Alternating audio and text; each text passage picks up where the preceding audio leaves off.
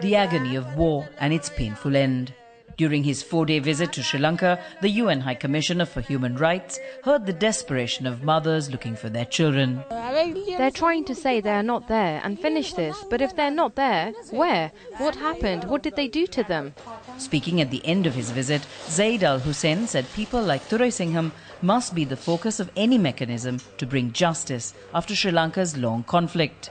Victims have to be at the center of all processes, and victims on all sides, not to privilege certain victims over others, all sides. And communities can only fully recover from conflict if that is the case.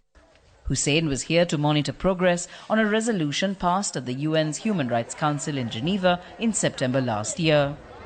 In the north, he met those waiting to return to their homes after more than 25 years in temporary shelters. They are desperate for the releases to quicken so that as many of them can go home. And as I said, this is a sore that can be sorted out. When the High Commissioner came to Colombo, he said he would listen to everyone.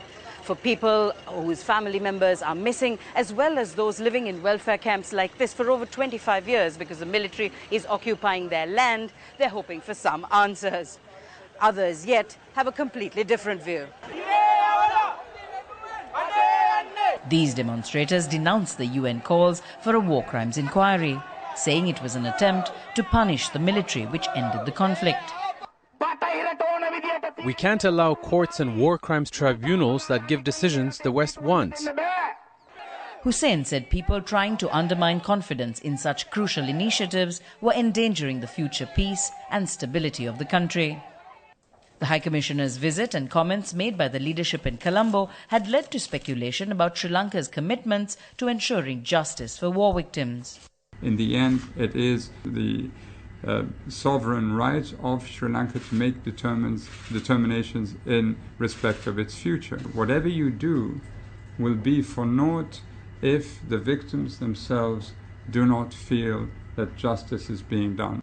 The UN says the results of its investigation into alleged war crimes merits a criminal inquiry to confirm if crimes were committed. It says Sri Lanka must confront what happened in the final days of the war. Vinay Fernandez, Al Jazeera, Jaffna, Sri Lanka.